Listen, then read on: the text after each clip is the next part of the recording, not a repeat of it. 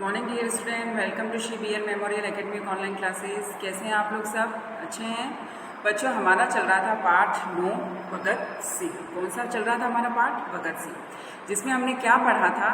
जो भगत सिंह थे वो अंग्रेजों को किसी भी तरीके से विवश करके अपने देश से निकलना चाहते थे और हमारे देश को आज़ादी दिलाना चाहते थे।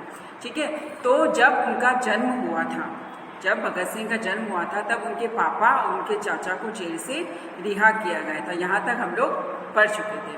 आज हम पढ़ेंगे पेज नंबर 59। कौन सा पेज नंबर है? 59। और पाठ है हमारा 9 भगत सिंह। अब देखिए हम लोग, मैं पढ़ना स्टार्ट कर रही हूँ, अच्छे से देखिएगा आप।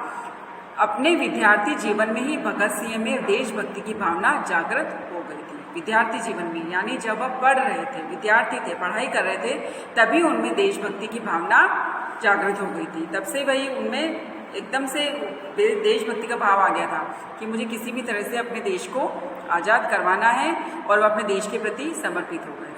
देश सेवा में लगे रहने के कारण ही उन्होंने विवाह करने से इनकार कर दिया। देश की सेवा में वो इस तरह से लग गए कि उन्होंने विवाह करने से भी मना कर दिया, यानी उन्होंने शादी करने से भी इनकार कर दिया, यानी मना कर दिया कि मैं अब शादी नहीं करूँगा। उन्हीं दिनों उन्होंने युवकों का एक दल बनाया, जिसका नाम उन्होंने नौजवान भारत सभा रखा।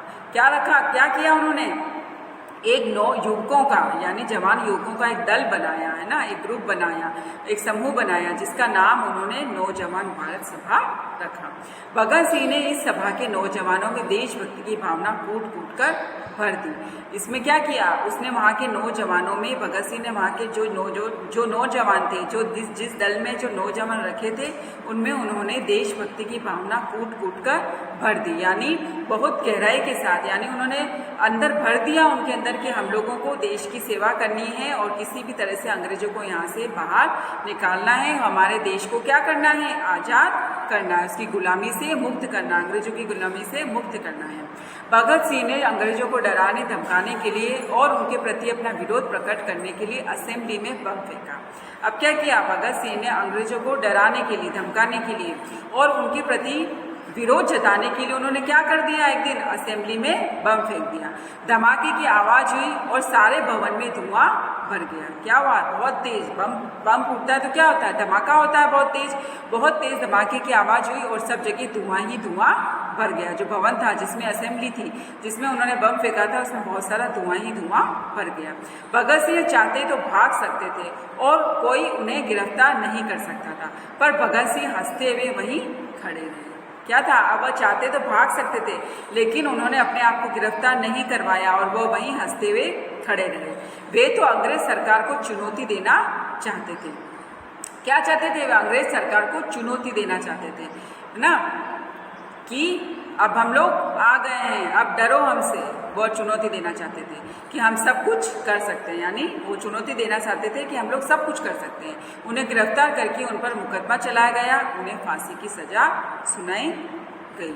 क्या सुनाई गई? उनको फांसी की सजा सुनाई गई और उन पर मुकदमा चलाया गया। अंग्रेज सरकार को भय था कि भगत सिंह को फांसी देने से उस दिन कोई उपद्रव खड़ा हो सकता है, इसलिए उन्होंने एक दिन पहले ही 23 मार्च 1931 को उन्हें फांसी पर लटका दिया। अब क्या हुआ? उन्हें लगा कि अगर हमने पूरे समाज को, पूरे देश को बता दिया कि हम लोग भगत सिंह को आज फांसी दे रहे हैं, तो क्या होगा? वहाँ बहुत सारे दंगे फसाद, झगड़े हो सकते थे। इसलिए उन्होंने क्या किया? एक दिन पहले ही 23 मार्च 1931 को उनको बिना बताए, किसी को भी बिना बताए उनको फांसी दे दी।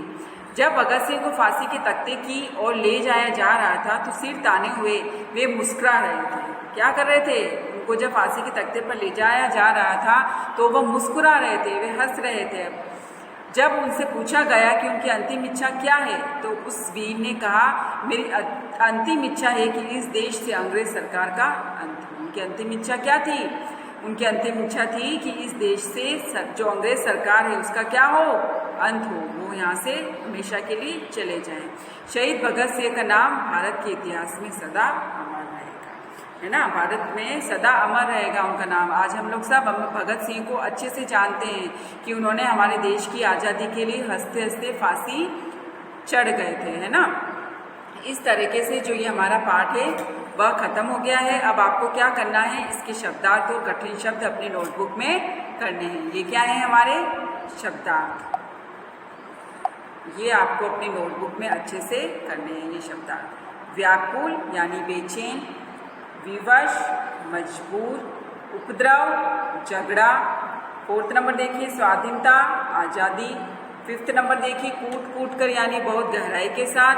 6th नंबर विद्यार्थी यानी छात्र। फिर आपको क्या करने हैं, कठिन शब्द क्या है, सपूत, बलिदान, अभिमान, व्याकुल, शांतिपूर्वक, स्वाधीनता, नौजवान, असेंबली, वायसराय, इच्छा, विवश, उपद्रव, गिरफ्तार, फांसी और धुआं।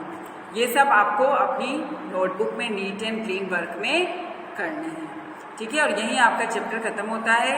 अब आपको आपका चैप्टर अच्छे से रीड करना है, पढ़ना है, उसमें और क्या क्या लिखा हुआ है, और इस वीडियो को क्या करना है, लाइक और सब्सक्राइब। Thank you.